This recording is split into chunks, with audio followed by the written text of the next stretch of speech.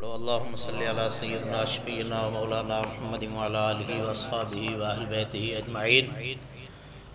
हज़रत अब्दुल्लाह बिन आमिर बिन आस रज़ी अल्लाह ताला अन्हु ॿुधायो, हुन चयो यानी हज़रत अब्दुल्लाह ख़ुदि अर्ज़ कयो त ये अल्लाह जा रसूल सल्लल्लाहु अलैहि वसल्लम मूंखे ग़ज़वे ऐं जिहाद जे बारे में ॿुधायो, यानी इहो ॿुधायो त कहिड़े जिहाद में मुजाहिद खे अजुर ऐं सवाब मिले थो ऐं उहा कहिड़ी सूरत आहे जॾहिं मुजाहिद पंहिंजे अमल जे सवाब खां महरूम थी वञे थो।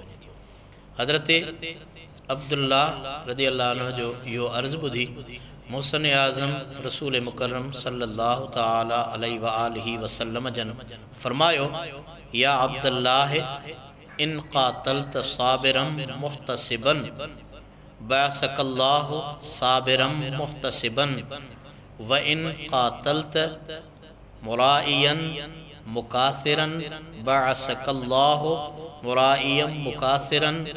या अब्दुल्लाह अला अय्यि हालिन क़ातलत औ क़ुतिलत बअसकल्लाहु अला तिलकल हाल। ए अब्दुल्ला, जेकर तूं आख़िरत जे अजुर ऐं सवाब जी नियत सां जिहाद कयो ऐं आख़िर ताईं उन जिहाद ते मज़बूतीअ सां ॼमी बीठे त अल्लाह साईं वटि तोखे तुंहिंजे अमल जो ज़रूरु अजुर मिलंदो ऐं अल्लाह वटि तुंहिंजो नालो सब्र करण वारनि बाननि जी लिस्ट में लिखियो वेंदो। पर जेकॾहिं तो माण्हुनि खे ॾेखारण ख़ातिर ऐं फ़ख़्रिया तौरु ॿियनि खे ॿुधाए फ़ख़ुरु करण ख़ातिर जंग कई त मां हेॾो बहादुर आहियां, पहलवान आहियां, जंग थो कयां, माण्हू चवंदा त वॾो पहलवान आहे, त हुज़ूर पाक सल्लल्लाहु अलैहि वसल्लम फरमायो त क़यामत जे ॾींहुं तोखे इन हालत में उथारियो वेंदो, ए अब्दुल्ला, तूं जंहिं नियत सां जिहाद कंदे ऐं जंहिं नियत सां जंग में क़तल थी वेंदे तोखे अल्लाह ताला इन हाल में क़यामत जे ॾींहुं उथारींदो। हाणे हुज़ूर अकरम सल्लल्लाहु अलैहि वसल्लम जी हिन हदीस पाक जो मतिलबु बिल्कुलु सिधो साफ़ ऐं पधरो आहे। ॻाल्हि त आहे नियत जी, नियत सची त ॿेड़ो तरे न त ॿुॾे। हर उहो नेक अमल जंहिंजे करण वक़्तु अल्लाह ताला जो राज़ को नज़र में नाहे पर माण्हुनि जो ॾेखाव ज़हन में आहे त उन अमल खे नेक अमल चवण या सम्झण ई ग़लति आहे, छाकाणि त जंहिं ज़ाहिर ज़हूर ज़ाहिरी तौरु नेक अमल जे करे अल्लाह जी रज़ा बजाए ग़ज़ब नसीब थिए, जन्नत जे बदिरां जहन्नम मिले, सुख जी जाइ ते ॾुख ॾाखड़ा ॾिसणा पवनि, राहत जे बजाए रंज मिले, त पोइ उहो अमल त नेक रहियो ई कोन।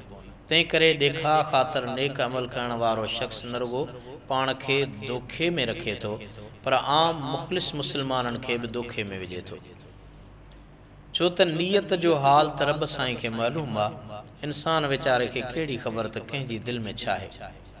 ॿिए शख़्स जा इरादा ऐं नियतूं साफ़ आहिनि या न, कंहिंजी दिलि में अख़लास आहे, कंहिंजी दिलि में चोर वेठल आहे। तंहिं करे ॾेखा कंदड़ या जंहिंखे रियाकार बि सॾिजे थो, मुस्लिम मुआशिरे में उन जी हैसियत हिकु धोखेबाज़ जी बणिजी वञे थी।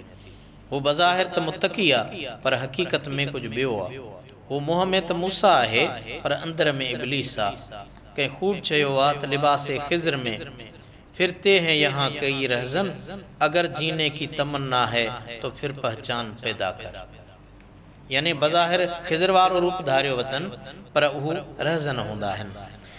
ॾेखा हिकु अहिड़ो जुर्म आहे जंहिंखे हदीस पाक में शिरक सॾियो वियो आहे, जीअं रसूलुल्लाह सल्लल्लाहु अलैहि वसल्लम जन फरमायो त थोरो ॾेखा बि शिरक आहे।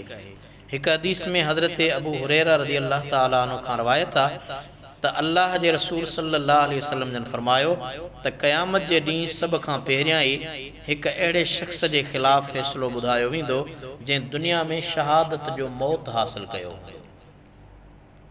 यानी दुनिया में शहीद थी मो हूंदो। पोइ उन शख़्स खे अल्लाह ताला जी अदालत में हाज़िर कयो वेंदो। पोइ रब साईं उन खे पंहिंजे तरफ़ां अता कयल समूरियूं नेमतूं यादि ॾियारींदो जंहिंखे हू तस्लीम कंदो। तंहिं ते अल्लाह ताला खां पुछंदो त मुंहिंजे नेमतुनि मां फ़ाइदो वठी तो दुनिया में कहिड़ा कम कया।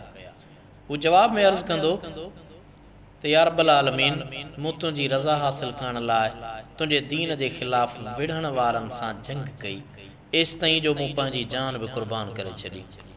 अल्लाह तबारक व तआला खेसि फरमाईंदो त त तो इहा ॻाल्हि ग़लति चई आहे त मुंहिंजी रज़ा लाइ जंग करे जान ॾिनई, पर तो त उहा जंग जेका कई हुई उहा मुंहिंजी रज़ा वास्ते न हुई, बल्कि उहा जंग माण्हुनि खे ॾेखा ऐं रिया ख़ातिर तो लड़ी पई।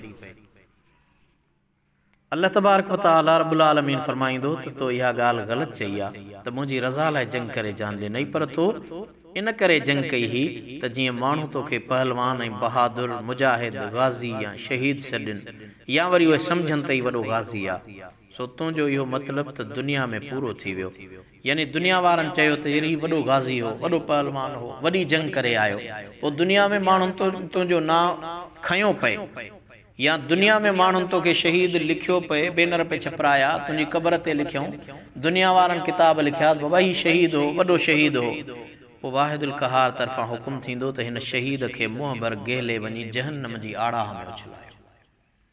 यानी हू बज़ाहिर दुनिया में शहीद हो, पर हुन जे दिल जे इरादे में अल्लाह जी रज़ा शामिल नहीं। अहिड़ी तरह वरी ॿिए शख़्स खे अल्लाह ताला जी अदालत में पेश कयो वेंदो, जेको शख़्स दुनिया जे ज़िंदगी में दीन जो आलिम ऐं उस्ताद हो, दुनिया में वॾे इल्म वारो हो, उस्ताद हो, मुअल्लिम हो, मुदर्रिस हो, फ़क़ीह हो, पढ़ाईंदो हो, दीन सेखारींदो हो, अल्लाह ताला उनखे बि दुनिया में बख़्शल नेमतूं यादि ॾियारींदो ऐं उहो तस्लीम कंदो। पोइ अल्लाह तबारक व तआला उनखां सवाल कंदो त ए आलिम, उन्हनि नेमतुनि जा मज़ा माणे तो अमल केतिरो कयो? मूं तोखे इल्म ॾिनो, वॾो फ़क़ीह थिए, मुहद्दिस थिए, मुफ़स्सिर थिए, मुक़र्रिर थिए, इल्म हासिल कई, भला उन जो तो हासिल अमल जेको आहे उहो केतिरो कयो? इन ते उहो आलिम अर्ज़ कंदो त अल्लाह साईं, मूं तुंहिंजी रज़ा लाइ तुंहिंजे दीन जो इल्म सिखियो, तुंहिंजे रज़ामंदे लाइ वरी ॿियनि खे बि दीन जो इल्म सेखारियो, ऐं मूं तुंहिंजे करे ई क़ुरान मजीद खे बि पढ़ियो। रब्बे ज़ुल जलाल वल इकराम फरमाईंदो तो त कूड़ हयो, छो त तो इल्म इन करे हासिल कयो हो त जीअं तोखे माण्हू आलिम दीन सॾनि, यानी अल्लाह त ॼाणे थो दिलनि जा राज़।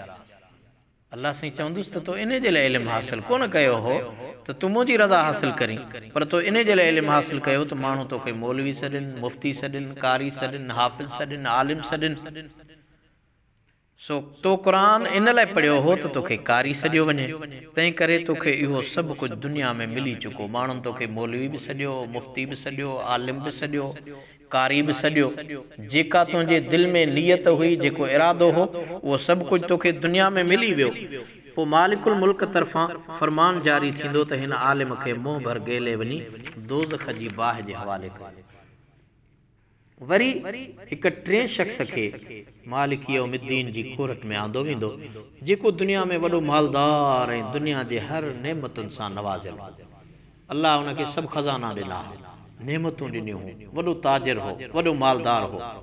उनखां रब्बुल आलमीन सवाल कंदो त मूं तुंहिंजे मथां नेमतूं कयूं, जिन खे हू मञींदो, त पोइ मुंहिंजूं नेमतूं हासिल करे तो कहिड़ा अमल कया? यानी अल्लाह साईं चवंदुसि तोखे माल हो, हा मुंहिंजा मौला, तो वटि बनियूं हुयूं, बैंक बैलेंस हो, जायदाद हुई, कारोबार हो, हा मुंहिंजा मौला, सभु कुझु हुयो। पोइ अल्लाह साईं चवंदुसि त तो मुंहिंजे उन नेमतुनि ते कहिड़ा अमल कया? हू अर्ज़ कंदो त हे मुंहिंजा मालिक साईं, मूं तुंहिंजी रज़ा लाइ हर उन जाइ ते पंहिंजी दौलत लुटाई जिते तुंहिंजे तरफ़ां दौलत ख़र्च करण जो हुकुम हो। यानी फिलाणी जाइ ते मूं मस्जिद ठहराई, फिलाणी जाइ ते मूं मदरसो ठहरायो, फिलाणी जाइ ते मिसकीन हा उन्हनि ग़रीबनि खे ॾिनुमि, फिलाणी जाइ ते मूं ख़ैरात कई, फिलाणो नेकीअ वारो अमल कयो। अल्लाह ताला फरमाईंदो त तूं कूड़ थो ॻाल्हाए। अर्ज़ कंदो मुंहिंजा मौला, मूं त ही कम कराया हा। अल्लाह साईं फरमाईंदो न, तूं कूड़ थो ॻाल्हाईं, छो त तुंहिंजी नीयत त इहा हुई त माण्हू मूंखे सखी सॾी, वॾो सखी आहे, हीअं मस्जिदूं ठहरायूं अथई, हेॾा मदरसा ठहराया अथई, हीअं शागिर्दनि जी ख़िदमत पियो करे, ग़रीबनि जो वॾो ख़िदमतगार आहे। सो तोखे सखी जो लक़ब दुनिया में मिली वियो, माण्हू तोखे सखी सॾींदा हा ऐं दुनिया में माण्हू तोखे सखी सॾीनि पिया, तूं उन ते कालर छंडींदो हुए, ख़ुशि थींदो हुए, पाण खे मोतबर सम्झंदो हुए त वाक़ई मां एॾो सखी आहियां। पोइ अल्लाह ताला जे तरफ़ां हुकुम थींदो त हिन सखी खे वठी वञो ऐं खेसि ऊंधे मुंहुं वञी जहन्नम में उछलायो। हाणे इहे हदीसूं ॼण त हिक ॿिए जी तशरीह करे रहियूं ऐं रहमतुल लिल आलमीन जा फ़रमान ॼण के हिकु आईनो आहिनि।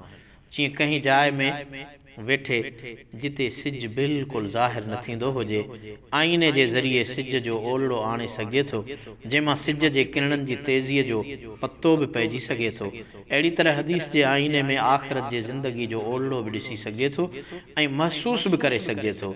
जीअं असांखे मालूम थियो त रियाकार शहीद, रियाकार आलिम, रियाकार सखीअ जो कहिड़ो हाल थियण वारो आहे। तंहिं करे ज़रूरत आहे त अमल में इख़लास पैदा कजे, छो त अल्लाह जी रज़ा हासिल करण लाइ कयल थोरो कम बि रब जे हुज़ूर में क़बूल पवंदो। पर जे नियत में सचाई नाहे त वॾा वॾा अमल बि बेकार थींदा। सचाई सां कयल कमनि जो पाउ बि अॻी सघे थो, खोटी नियत वारे अमल जा मण बि मोटी वञनि था। अॻे त पा न त मणनि खे ई मोट। शाल अल्लाह ताला असांखे प्यारे नबी पाक सल्लल्लाहु अलैहि वसल्लम जे फरमान जे मथां अमल करण जी तौफ़ीक़ अता फ़रमाए। वमा अलैना इल्लल बलाग।